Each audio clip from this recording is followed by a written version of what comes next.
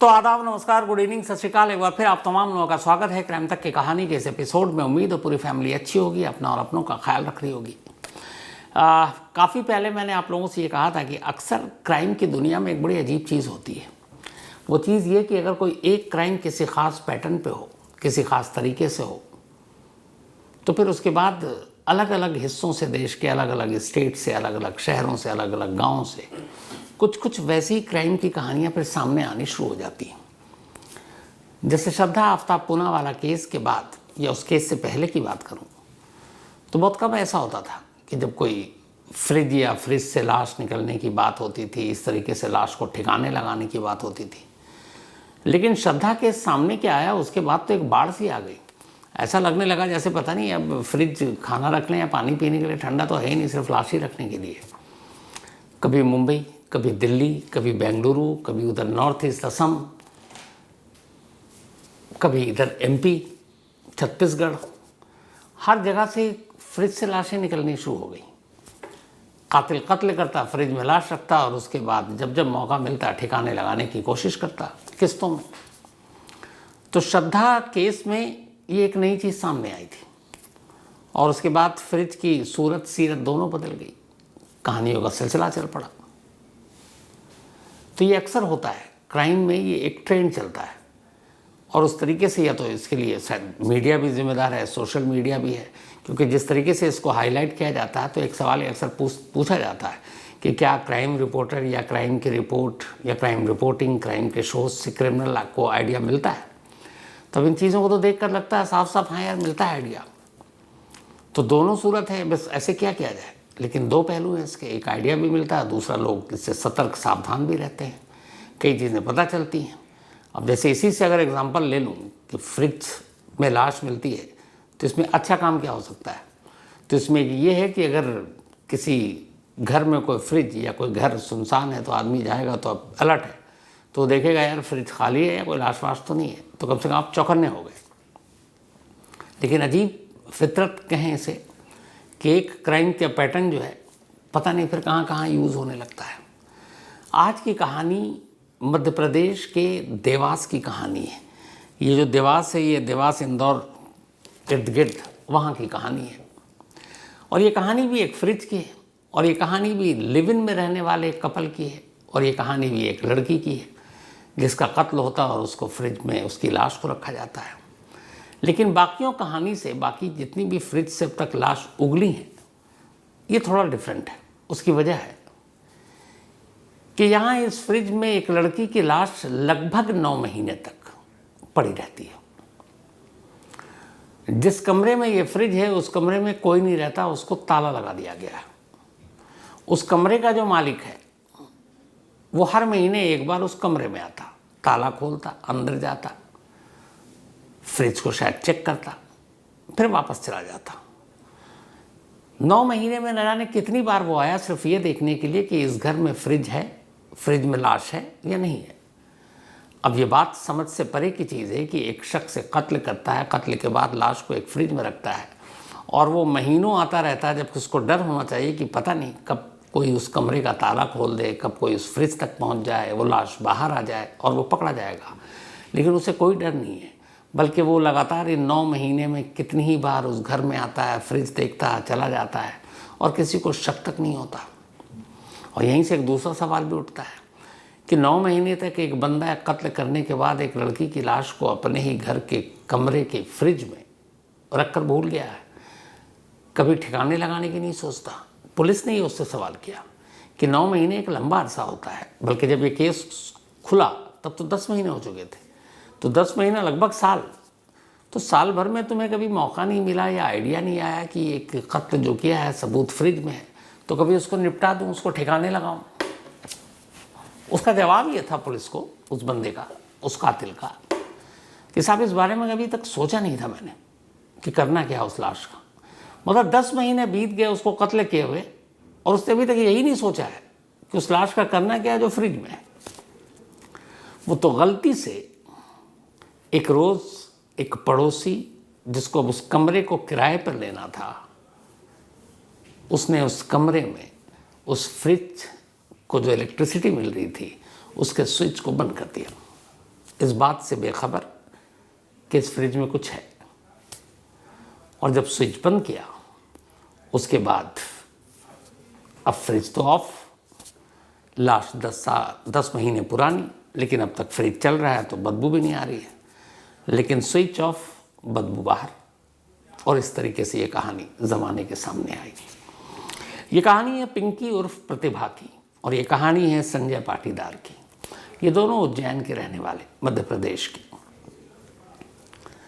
संजय एक शादीशुदा इंसान, अलग अलग शहरों में नौकरी करता। और पिंकी की इधर कहानी ये कि 2016 में इसकी संजय से मुलाकात हुई। संजय से मुलाकात हुई किसी दूसरे शहर में, रहने वाली उज्जैन की। मुलाकात हुई, फिर दोस्ती हुई, फिर प्यार हो गया।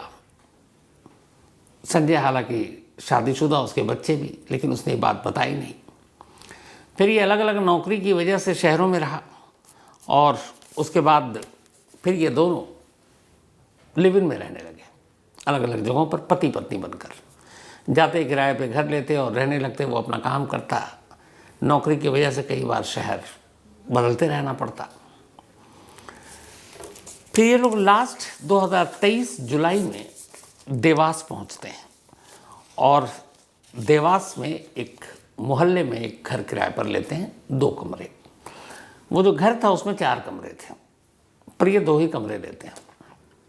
मकान मालिक इंदौर में रहता है। जो लैंडलॉर्ड थे धीरेन्द्र श्रीवास्तव, वो इंदौर में रहने वाले, बस कभी कभी इधर आ जाते हैं। अब जुलाई 2023 में संजय पाटीदार इस घर को किराए पर लेता है। उसकी पत्नी पिंकी प्रतिभा वहीं रहती है। वो सिलाई कढ़ाई का काम करती है, महल्ले के लोगों की, औरतों के कपड़े वपड़े सिल देती है, और अच्छी मिलनसार, खुशमिजाज, भंडारा भी कराती है, लोग आते हैं। और पूरा मोहल्ला यही जानता है कि दोनों हस्बैंड वाइफ, और वो वहीं रहने लगते हैं, और सब कुछ ठीक ठाक। फिर कुछ पड़ोसियों को बताती है कि मेरा एक 2 साल का बच्चा भी था, लेकिन निमोनिया की वजह से उसकी मौत हो गई। और धीरे धीरे वक्त कटता रहता है। फिर 2023 में ये लोग आए थे जुलाई में, अब 2024 आ गया, साल बीत गया। 2024 में 2 मार्च को अचानक संजय के इस घर पे ताला लग जाता है, और 2 मार्च के बाद अब पिंकी दिखाई नहीं देती। अब आस पड़ोस के लोग हर रोज़ पिंकी दिखती, चूँकि मोहल्ले में लोग उसको जानते थे, कपड़े सबके सिलती थी, तो मशहूर भी थी। तो उन्होंने देखा पिंकी नहीं है। 1-2 दिन बीता तो उन्होंने देखा संजय तो है, तो उन्होंने संजय से पूछा कि पिंकी कहाँ है। तो संजय ने बताया कि पिंकी की तबीयत अचानक बिगड़ गई थी, तो वो अपने भाई के पास बेंगलुरु चली गई है, और अभी बेंगलुरु में रहेगी, डॉक्टर की निगरानी में है। लोगों ने कहा ठीक है। इसके बाद कुछ वक्त बीता, और फिर अचानक जून का महीना आता है 2024। जून में संजय पाटीदार अपने लैंडलॉर्ड धीरेन्द्र श्रीवास्तव से कहता है कि उसे दूसरे शहर में नौकरी मिल गई है, वो दूसरे शहर में जा रहा है, तो वो मकान खाली कर रहा है। अच्छा, उससे पहले कुछ महीने के किराए दिए नहीं थे, पहले तो देता रहता था, लेकिन मार्च के बाद उसने दिए ही नहीं थे। तो धीरेन्द्र कहता है कि ठीक है, आप खाली कर दो। अब इसी दौरान में एक दूसरा किराएदार आता है जिसका नाम है बलबीर सिंह। बलबीर सिंह इसी घर में 2 कमरे किराए पर लेता है। 4 कमरे थे, 2 में तो पिंकी और संजय रहते थे, और 2 बलबीर अपने परिवार के लिए ले लेता है। अब वो वहीं रह रहा है। इधर उसने जून में घर छोड़ दिया और चला गया, लेकिन उस कमरे में कुछ सामान था। उसने लैंडलॉर्ड से कहा संजय से कि ये मेरा सामान रहने दीजिए, मैं आऊँगा और बाकी किराया दूँगा और सामान ले जाऊँगा। धीरेन्द्र जो मकान मालिक, उसे भी कोई फ़र्क नहीं पड़ा, बोला ठीक है ले जाएगा। धीरे धीरे वक्त बीता, लेकिन न वो आया, न सामान, न कुछ, मतलब ले जा रहा है। और बीच बीच में कभी कभी महीने 1.5 महीने में संजय उस घर में आता, ताला खोलता, दोनों कमरे में अंदर जाता, कुछ सामान उठाता और चला जाता। आस पड़ोस के लोगों से हाय हेलो भी करता, लेकिन पूरी तरह से मकान खाली नहीं किया था, मतलब सामान अब भी थे। और धीरेन्द्र उसने कहा था कि जब एक साथ जाऊंगा तो हिसाब कर दूंगा। तो मार्च 2024 के बाद आ तो रहा है, लेकिन अकेला आता। जब भी पूछते सबको बताता कि हाँ वो वहीं है, बेंगलुरु में, लौट कर आएगी। लेकिन ना पिंकी कभी लौट कर आई और ना उसने किसी को सच बताया। अब इसी दौरान में इधर मकान मालिक को भी कोई फिक्र नहीं कि चलो वो दे देगा, क्योंकि वो इंदौर बार बार देवास कहाँ आएगा। तभी अब दूसरे किराएदार बलबीर सिंह ने कहा कि हमारे कुछ रिश्तेदार और भी हैं, उन्हें भी किराए के मकान की तलाश है, तो आपके घर में ये 2 कमरा तो खाली है, कब से पड़ा हुआ है, जून से बंद पड़ा हुआ है, तो आप ये 2 कमरा भी हमें दे दीजिए, हमारे रिश्तेदारों को। तो लैंडलॉर्ड को लगा चलो इन लोगों को जानता हूँ, एक ही परिवार के 4 लोग यहाँ रह लेंगे। तब लैंडलॉर्ड ने पहली बार फिर संजय को फ़ोन किया, बोला भाई अपना सामान निकाल लो ताकि हम दूसरे किराएदार को रख लें। संजय ने कहा ठीक है मैं आता हूँ। धीरेन्द्र ने, मकान मालिक ने, यानी कि बलबीर को बता दिया कि उससे बात हो गई है, वो आ जाएगा। अब बलबीर को लगा कि जब किराए पे लेना ही है और यहाँ कुछ है ही नहीं, ये कमरा खाली पड़ा हुआ है, ताला सिर्फ लगा हुआ है, तो उसने कहा कि रिश्तेदारों के आने से पहले मकान मालिक से पूछा क्या मैं ताला तोड़ के घर की सफाई करा दूँ ताकि वो आएँ तो साफ़ सुथरा हो जाए। धीरेन्द्र श्रीवास्तव ने कहा कि करा तो भाई, क्या जा रहा है, कमरे में कुछ ऐसे कीमती सामान तो है नहीं। इसी के बाद अभी 8 जनवरी को, यानी कि 5 दिन पहले, 8 जनवरी को बलबीर सिंह इस संजय पाटीदार के कमरे के दरवाजे का ताला तोड़ देता है, अंदर जाता है, अपने साथ 1-2 लोगों को ले गया, झाड़ू वाड़ू इधर उधर देखा, सफाई वफाई की। तभी उसकी नज़र पड़ी एक फ्रिज पर, लेकिन फ्रिज जो है वो पूरे कपड़ों से लिपटा हुआ था, लेकिन फ्रिज ऑन था और वो बाकायदा प्लग इन था।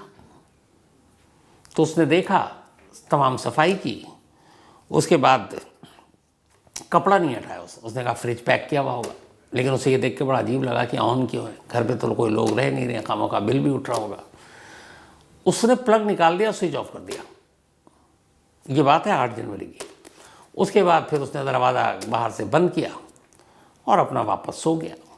नेक्स्ट डे 9 जनवरी की तारीख आई। जब 9 जनवरी की आई तो फिर उसने बाकी कमरे की सफाई की। अब भी उसने फ्रिज को बिल्कुल टच भी नहीं किया, क्योंकि उसे लग रहा था एक तरह से पैक है और दूसरे का फ्रिज है, क्या खोलना। 9 तारीख को भी उसने बाकी सफाई का काम पूरा कर लिया। लेकिन 9 तारीख को जब वो सफाई कर रहा था और 8 तारीख की जब उसने सफाई की तो एक फ़र्क देखा। उसने देखा कि 9 तारीख को उस कमरे में कुछ अजीब सी बदबू आ रही है, पर उसे लगा कि ये कई महीनों से कमरा बंद है, तो शायद खोला हूँ, तो कोई चीज़ 5-6 महीने से बंद हो तो बदबू तो कई तरह की आती है। तो उसने कहा कि बंद होने की वजह से सीलन या बाकी चीज़ों की बदबू होगी, उससे कोई और कुछ ख्याल आया ही नहीं। तो 9 तारीख को सफाई करके फिर उसने कुंडी लगा दी। अब आई 10 तारीख यानी 10 जनवरी। 10 जनवरी को अचानक बलबीर और उसके परिवार वालों को एहसास हुआ कि घर के अंदर तेज़ बदबू आ रही है। और जैसे ही वो संजय पाटीदार के घर के करीब पहुँचे, उस दरवाजे के, तो उन्हें एहसास हुआ कि बदबू इसी कमरे से आ रही है। अब बलबीर सोच रहा कि मैंने पूरी सफाई तो कर डाली, कोई ऐसी चीज़ तो थी नहीं। फिर उसे लगा कोई चूहा मरा होगा या कुछ और होगा जो नज़रों से छूट गया, लेकिन बदबू बर्दाश्त करने लायक नहीं थी। अब उसने दरवाज़ा खोला, पूरे कमरे को छान मारा, कहीं से ऐसी कोई चीज़ नहीं मिली, कोई जानवर मरा हुआ हो, कुछ और ऐसी चीज़, कोई चीज़ नहीं। फिर अचानक जब वो फ्रिज के करीब गया तो उसे महसूस हुआ कि बदबू इस फ्रिज से आ रही है। अब जैसे ही उसे महसूस हुआ, अचानक उसके सामने वो श्रद्धा और बाकी तमाम कहानियाँ घूम गई, क्योंकि कोई ऐसा बचा ही नहीं था जिसने मीडिया, अखबार, सोशल मीडिया पे सारी कहानियाँ ना देखी हो। अब वो घबराया पहली बार, उसे लगा बदबू फ्रिज से आ रही है। फिर उसने रिकॉल किया, उसे याद आया कि ये फ्रिज तो कपड़े से लिपटा हुआ है, लेकिन प्लग इन है, ऑन था, फ्रिज चालू था। उसे लगा कुछ तो गड़बड़ है। उसकी हिम्मत नहीं हुई फ्रिज खोलने की। कमरे से बाहर निकला, पड़ोसियों को बुलाया और बोला ये फ्रिज से बदबू आ रही है और मुझे कुछ डाउट हो रहा है। अब उतनी देर में पड़ोसी बात करने लगे, सबको वो पुराने केसेस याद आने लगे, ये श्रद्धा टाइप। फिर किसी ने कहा भाई ये तुम मत करो, फंस जाओगे, पुलिस को बुलाओ। अब पुलिस को फ़ोन किया गया कि एक फ्रिज से बदबू आ रही। ये फ़ोन सुनते ही देवास पुलिस को पहले ही समझ में आ गया कि कुछ तो गड़बड़ है। पुलिस की टीम पहुंची। अब सबकी निगरानी में मास्क पहन कर, क्योंकि बदबू तेज़ थी, कपड़ा हटाया गया फ्रिज से। कपड़ा हटाने के बाद जब फ्रिज का दरवाज़ा खुला तो एक तेज़ बदबू का भपका अंदर से बाहर आया और सामने फ्रिज का जो नीचे का पूरा पोर्शन था उसके सारे ट्रे बाहर थे और एक अकड़ी हालत में एक लाश पड़ी थी। लाश के कपड़े देखकर ही समझ में आ गया कि ये किसी महिला के हैं। अब पुलिस ने लाश निकाली, तब तक मोहल्ले में खबर फैल गई। अब हर एक को पता था कि इस घर में सिर्फ 2 ही लोग लगभग 1.25 साल रहे, एक संजय पाटीदार और दूसरा उसकी पत्नी पिंकी उर्फ प्रतिभा। अब लोगों ने याद करना शुरू किया कि 2 मार्च 2024 को आखिरी बार उन्होंने पिंकी को देखा। उसके बाद संजय अक्सर यहाँ आया और पिंकी रात तक ठीक थी, 1 मार्च तक। सुबह से उसके बाद गायब थी और जब पूछना शुरू किया कि तो उसने बताया कि वो बीमार हुई, बेंगलुरु चली गई। उन्हें अब लगा कि ये यकीन करने लायक बात नहीं है कि अचानक चुपचाप कैसे जा सकती और बीमार होती और मुसीबत में होती तो कोई एम्बुलेंस या किसी गाड़ी के थ्रू ले जाया जाता। लेकिन मोहल्ले में किसी ने नहीं देखा कि कोई गाड़ी आई और वो कंधे पे उठा के तो लेके जा नहीं सकता था बीमार किसी इस हालत में। तो सब पल में समझ गए कि फ्रिज के अंदर कौन है। उन्होंने कहा फ्रिज के अंदर पिंकी है। अब उधर पुलिस लाश ले गई, पोस्टमार्टम कराया तो पता चला कि मौत हुए हुए करीब 9 महीने से ज़्यादा हो चुके हैं, लाश के टुकड़े नहीं हुए थे। अब इसके बाद सुरेंद्र को ढूंढना शुरू किया गया। तब तक शायद सुरेंद्र को भी कहीं से इस बात की खबर मिल गई। उसने मोबाइल स्विच ऑफ। अब उसने जो मकान किराए पर लेते हुए अपने आधार कार्ड और बाकी पहचान दिया था, उसमें एक उज्जैन के ही एक मोहल्ले का पता था। पुलिस की एक टीम वहाँ पहुँचती है। नेक्स्ट डे वो उसी जगह पर गिरफ्तार हो जाता है। अब उसे पुलिस पकड़ कर लाती है। लाने के बाद अब उससे पूछताछ होती है। जब पूछताछ होती है तो फिर पूरी कहानी सामने आती है। पिंकी और संजय की मुलाकात उज्जैन में हुई, दोनों में प्यार हो गया। फिर संजय कहीं काम से बाहर गया 2016 के बाद, तब तक वो मिलाता रहता। पिंकी भी 2016 में घर छोड़ गई। इसके बाद पिंकी का अपने घर वालों से बनता नहीं था। 2016 के बाद से पिंकी कहाँ है, किसके साथ है, किस शहर में है भी कि नहीं है, उसके घर वालों को कुछ नहीं पता। इधर अब संजय उसकी ज़िंदगी में, संजय उसके साथ रह रहा है, लिव इन में रह रहा है। जब वो देवास आए 2023 में, जुलाई में उन्होंने किराए का ये घर लिया। उसके बाद से पिंकी अब संजय पर शादी के लिए दबाव डालने लगी। लेकिन संजय पहले से शादीशुदा था, वो शादी करना नहीं चाहता था, तो उसने बहुत टालने की कोशिश की। अब लेकिन पिंकी को डाउट हो रहा था कि ये शादी करेगा नहीं, धोखा दे रहा है। तो अब बात लड़ाई झगड़े पर आ गई। पड़ोसियों ने भी लड़ाई झगड़े की आवाज़ सुनी। लेकिन ऐसा होता था कि मियाँ बीवी में झगड़ा होता है, इनमें भी नॉर्मल है, क्योंकि सुबह फिर ठीक मिलते थे। तो ये सिलसिला चलता रहा। फिर उसने बताया कि बहुत ज़्यादा हो गई। जब बहुत ज़्यादा प्रेशर आ गया तो फिर 2 मार्च को भी झगड़ा हुआ, बल्कि 1 मार्च को झगड़ा हुआ। और उसने उस रात अपने एक दोस्त जो एक क्रिमिनल है, विनोद दवे, उसको फ़ोन करके घर पे बुलाया। जब वो आया तो इन दोनों ने मिलकर पिंकी का गला दबाया। कत्ल करने के बाद अब उन्हें लगा कि यहाँ से लाश कैसे ले जाए, क्योंकि वो मोहल्ला ऐसा होता है कि मोहल्ले में कोई भी चीज़ अगर आप बाहर लेकर निकलते हैं तो सभी की नज़रों से आ जाता है। ये जो आजकल अपार्टमेंट और ये सिस्टम है ना, उससे बिल्कुल डिफरेंट होता है। मतलब किस घर में क्या बन रहा है ये भी लोगों को पता होता है। तो बड़ी मुश्किल कि लाश को बाहर कैसे निकाला जाए। तो फिर वही आया कि इतनी सारी कहानियाँ हो चुकी थी फ्रिज की, लाश को रखने की। तो फिर विनोद दवे और संजय पाटीदार ने भी यही फैसला किया। उसने क्या किया कि फ्रिज में लाश रखी, फ्रिज ऑन किया और धीरे धीरे उसने अपना सामान निकालना शुरू किया। पड़ोसियों को बता दिया कि वो बेंगलुरु चली गई और किसी को शक न हो इसलिए वो वहीं रहता। फ्रिज में लाश है फिर भी वो रह रहा है। मतलब मार्च, अप्रैल, मई, जून 4 महीने तक वो उसी घर में, उसी फ्रिज के साथ जिसमें लाश रखी हुई, वो वहाँ रहा। और फिर जून में उसने कहा कि मैं ये घर खाली कर रहा हूँ। लेकिन उसके बावजूद उसने कहा कि मेरा सामान है, बाद में ले जाऊँगा, पैसे भी बाद में दे दूँगा।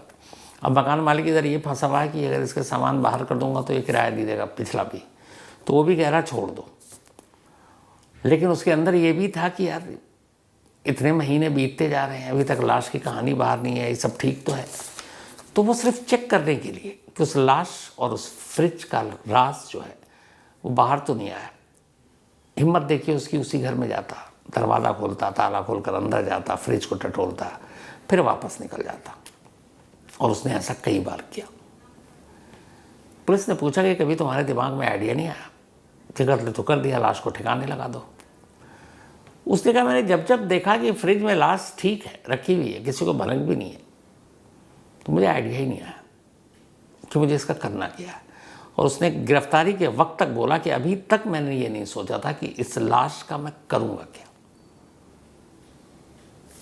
सोचिए कैसे कैसे लोग हैं। उधर पिंकी के घर वालों को खबर दी गई उज्जैन, करीब 8-9 साल, 9 साल हो गए 16 से। 2016 के बाद कभी पिंकी के घर वालों ने पिंकी की खबर ही नहीं ली कि वो कहाँ है। और जब पुलिस पहुंची वहाँ पर और बताया तो उनके घर वालों को भी मतलब ये था कि अच्छा ऐसा हो सकता है क्या, लेकिन घर वालों को कोई मतलब नहीं था पिंकी से। लेकिन अब परिवार के लोग वही थे, माँ बाप। तो पोस्टमार्टम के बाद पिंकी की लाश जो है उनके परिवार वालों को सौंपा गया, वो उसे उज्जैन ले गए और वही अंतिम संस्कार हुआ है। संजय पाटीदार इस वक्त पुलिस की हिरासत में है और पुलिस कस्टडी मिली हुई है, पूछताछ हो रही है पुलिस से। जो विनोद दवे उसका दूसरा साथी जिसने इस कत्ल में उसका की मदद की, वो ऑलरेडी एमपी की एक जेल में पहले से बंद है किसी लूटपाट और दूसरे मामले में, एक क्रिमिनल पहले से, तो ऑलरेडी पकड़ा हुआ है। अब पुलिस उसकी कस्टडी लेने के लिए कोर्ट से अर्जी लगाई है और शायद अब वो भी पुलिस की कस्टडी में आएगा और फिर बाकी की कड़ियों को जोड़ा जाएगा। तो ये अजीब कहानी कि कत्ल के बाद कातिल 10 महीने तक सोच ही नहीं रहा है कि लाश का करना क्या है और बार बार जाकर लाश को देख रहा है। और अगर एक फ्रिज की स्विच बंद ना होता तो पता नहीं भी और कितने महीने तक ये राज राज ही रहता। तो ये थी आज की कहानी। अब मुलाकात होगी आपसे कल रात 9 बजे किसी नई कहानी के साथ। तब तक अपना और अपनों का ख्याल रखिएगा। Thank you very much.